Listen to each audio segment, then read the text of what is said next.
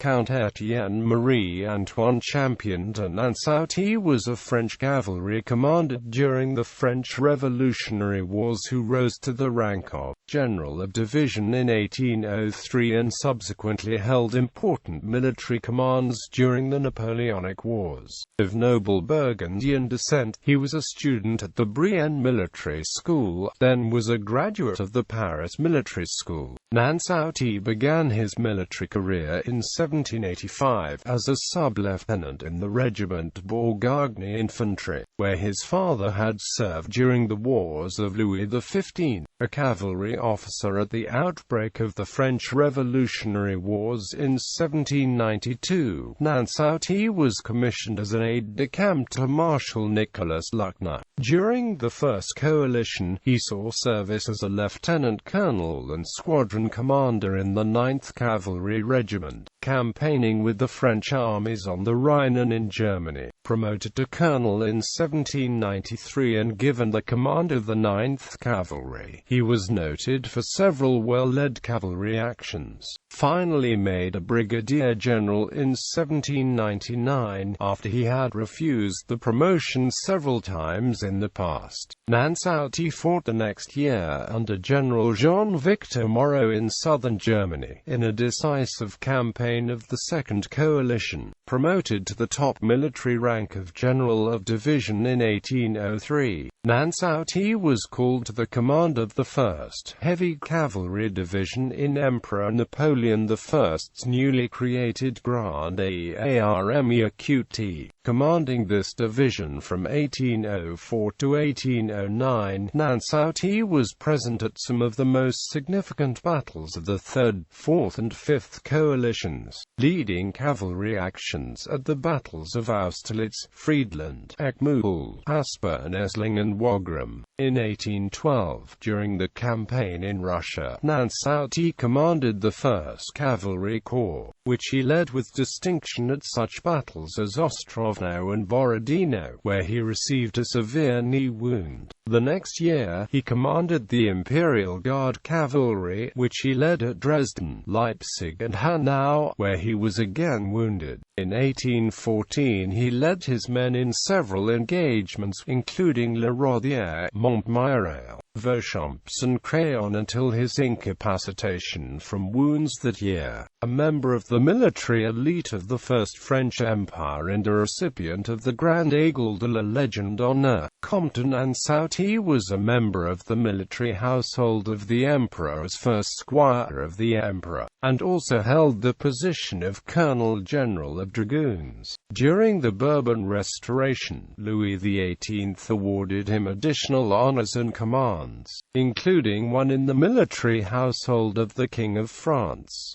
Nansouty died in February 1815 and is buried at the Père Lachaise Cemetery in Paris. His name is inscribed on the Arc de Triomphe, and a street in the 14th arrondissement of Paris is named after him. Early life. Étienne de Nansouty was born on 30th of May 1768 in Bordeaux. His father had served France for 50 years in Louis XV's wars of the Polish Succession and Austrian Succession and the 7 Years' War, and had subsequently been appointed Major of the Château Trompette fortress in Bordeaux. Typically for a member of the minor nobility of the ancient regime, young Étienne de Nansouty chose to follow his father's footsteps in the military. He was admitted at the military school of Brienne-le-Château in 1779, age 10, where he was noted for being a well-behaved and assiduous student. On the 21st of October 1782, he transferred to the École Militaire in Paris, where he obtained excellent grades. 2 years later, Nansouty became a Chevalier of the Order Notre-Dame du Mont Carmel and had the honor of being decorated by Monsieur, the future King Louis XVIII, in person. Upon his graduation on 30th of May 1783, he was appointed sub-lieutenant, and, on 26th of May 1785, Nansouty was sent to the Bourgogne-Infanterie regiment, where his father had served with distinction. Throughout his childhood and youth, the Nansouty family led a tranquil yet modest life in Bordeaux, where his father held the position of commander of Château Trompette, in which he lived with his family, additionally receiving a pension of 1,000 livres. He was still holding the position as commander when he died suddenly in 1785, after more than 60 years of active service.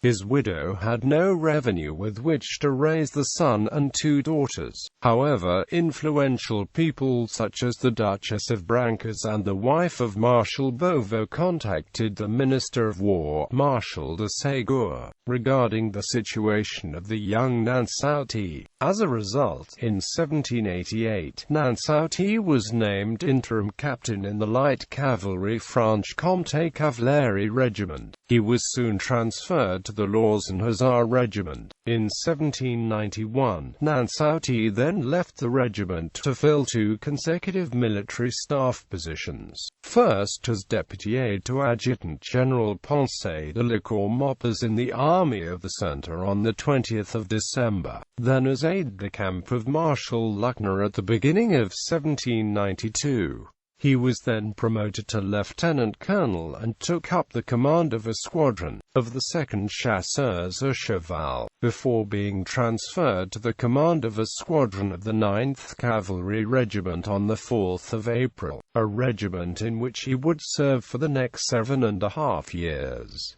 Revolutionary Wars. War of the First Coalition. An officer in the 9th Cavalry as the French Revolutionary Wars broke out. Nansouty soon found himself in the position of having to take provisional command of the whole 9th Cavalry Regiment, as he was the most senior chef d'escadron of the regiment when the commander, Colonel Baudin-de-Beaudot-Salve, fell ill at the end of May 1792. His regiment was a part of the Army of the Rhine, and was integrated in General Custín's corps, which was to march towards the Palatinate, where the first military maneuvers took place. As Colonel Baudin-de-Beaudot-Salve died at the end of October that year, Nansouty naturally expected to be appointed commander of the regiment in his place. However, Custine appointed the more senior Lieutenant Colonel Louis de Beauhan as commander of the 9th Cavalry and, despite Nansouty's protestations, maintained his decision. With Louis in command, the 9th saw action against the Prussians in an engagement at Oberflorsheim on the 30th of March 1793.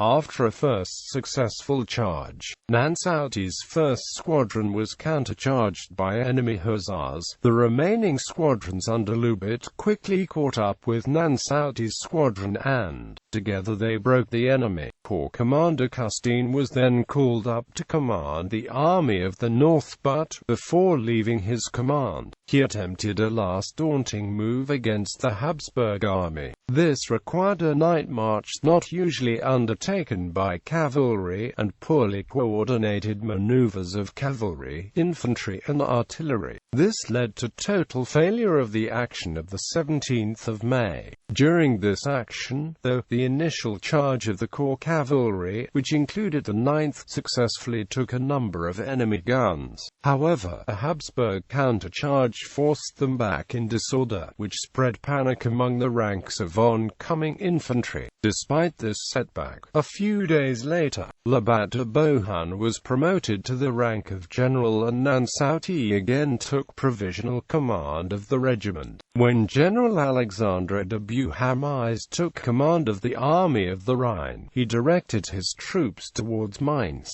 Some fighting took place near Landois and the 9th Cavalry charged several times. Just after this event, the commander of the 2nd Squadron of the regiment invoked the provision of an equivocal new law, demanding that he be given command of the regiment instead of Nansouty. His request was rejected and Nansouty's provisional command was confirmed. Commander of the 9th Cavalry, now holding the rank of chef de brigade in command of the 9th Cavalry Regiment, Nansouty took part in several successful cavalry skirmishes around Strasbourg in November and December of 1793. He then participated to the Battle of Gettysburg at the end of December. Following this battle, General of Division Donadieu, who had commanded the cavalry division of which Nansouty's regiment was a part, was tried and executed for alleged cowardice in front of the enemy. Nansouty was not involved in the incident. Furthermore, despite being a member of the ancient regime nobility, he was not harassed at any time during the radical phase of the French Revolution. During the campaigns of 1794, war continued in the Rhineland, with General Louis XV.A pushing back the coalition forces. Nansouty's 9th Cavalry was brigaded together with the 17th Dragoon Regiment, with General Delmas de Lacoste his commander. The brigade performed well against Austrian cavalry in two distinct actions at the end of May of that year. General of Division Michaud, the commander-in-chief of France's Army of the Rhine, noted in his report that Delmas's two regiments showed bravery and intrepidity every time they faced the enemy. In July, the 9th Cavalry was involved in several well-led cavalry actions, and Nansouty acquired an excellent reputation, recognized as a disciplinarian and a commander who knew how to drill his men effectively. Beginning in December 1794, the French forces on the Rhine experienced a difficult period, marked by General Charles Picquer's inability to take Mainz. General Jean-Victor Marie Moreau replaced him as commander-in-chief. Moreau reorganized the army into 3 corps plus a reserve, of which the 9th Cavalry was a part. The reserve cavalry under Boursier intervened at the Battle of Ettlingen, with 2 squadrons of the 9th being committed and behaving most honorably. The next significant moment of this campaign was the incident that occurred at dawn on the 11th of August 1796. While Nansouty and his men were temporarily attached to the corps of the centre, under General Laurent de Wouvian-Saint-Cyr, Wouvian-Saint-Cyr's cavalry exhausted after several days of continuous marching, it was decided that a squadron of the Fresher Carabiniers à Cheval would be posted as sentry, an unusual duty for such an elite heavy cavalry unit. At daybreak, as the Battle of Neresheim opened, Austrian cavalry charged the Carabiniers, stunning the unprepared cavalrymen, who fled in panic. The precipitate flight spread alarm among the ranks of the other cavalry regiments, who were used to seeing the Carabiniers à Cheval triumph against the enemy on every occasion. Nansouty did his best to stop the rout of the cavalrymen and to reorganize the other panic-stricken regiments, but the morale of the cavalrymen remained very low throughout the day, and Nansouty was forced to give ground in front of the enemy rather than attempt a risky charge with his demoralized troops. This elicited criticism from the corps commander, General Wouvian-Saint-Cyr, who sent his aide-de-camp to Nansouty with orders to charge, which the latter did after taking the necessary time to deploy his men. Under his direction, the 4 cavalry regiments executed a superb charge which halted the advance of the Austrian 1st Infantry line. The next day, Archduke Charles of Austria retreated from the field. Nansouty's 9th Cavalry had numerous other opportunities to shine during the campaign of 1796 and rose to the occasion every time. He became very fond of his regiment and refused the promotion to brigadier general several times, preferring to remain colonel of the 9th Cavalry. War of the Second Coalition. The signature of the Treaty of Campo Formio in October 1797 marked the end of the War of the First Coalition, but the fleeting period of peace ended in 1798, with the formation of the Second Coalition against the French Republic. Nansouty's 9th Cavalry Regiment was successively attached to the armies of Germany, of Mainz, and then to the Army of the Danube, under the command of Jean-Baptiste Jourdan. In 1799, the regiment, with Nansouty commanding it, was integrated into General of Division Jean-Joseph Onge d'Ortepal's Cavalry Reserve of the Army of the Danube. This army was sharply defeated at the Battle of Stockach, and most of its units merged with General André Masséna's Army of Switzerland. The cavalry was sent to the newly formed Army of the Rhine. In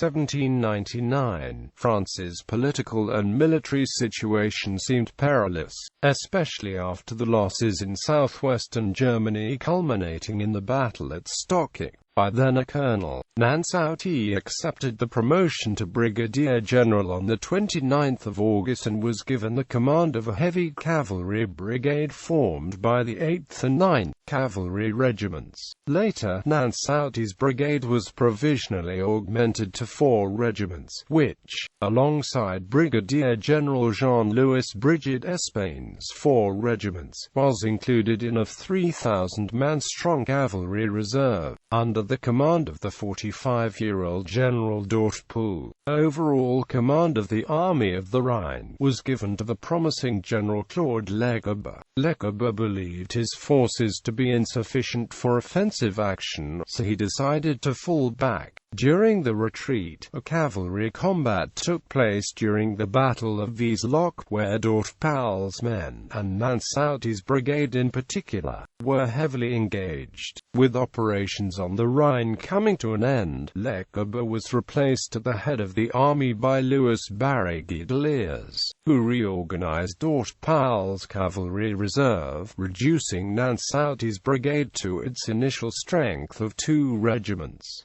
Campaign in Germany. Despite the improvement of the military situation on its borders, France remained in political turmoil. Upon his return from the campaign in Egypt, General Napoleon Bonaparte received a hero's welcome and was regarded by many as the savior of France. Enjoying wide popular support and political backing, Bonaparte and his followers staged a coup and installed the French consulate. Then, First Consul Bonaparte immediately drew up campaign plans against France's only remaining continental enemy, Austria. Nansouty was first called to serve in the First Consul's Army of the Reserve that was to operate in Italy, but General Jean-Victor Marie Moreau insisted on retaining him in his own Army of the Rhine, which was to operate in central Germany. Consequently, Nansouty received command of the cavalry of Lecourbe's right-wing corps of the Army of the Rhine. Nansouty's cavalry took part in several actions, beginning with the Battle of Enghien, where the commander was noted for his able and daring maneuvers, subsequently leading a successful charge against enemy infantry, whom he chased through the streets of the nearby city of Stockach, the locale of the French Army of the Danube's defeat a year earlier. He patrolled the Tyrol and repulsed Prince Roussplaren's forces in an action fought on the 14th of June 1800, the day when First Consul Napoleon Bonaparte was winning at Marengo further to the south. Nansouty served as a commander of an autonomous unit in the Tyrol until the end of the War of the Second Coalition. Then, under the successive command of Generals Molitor and Gudin, Nansouty's command included as many as 5 regiments, after the 6th and 8th Hussars were attached to his force. During this time, he enhanced his solid reputation as an able and adept cavalry commander. General Lecourbe stated that he wanted nobody else at the helm of his cavalry.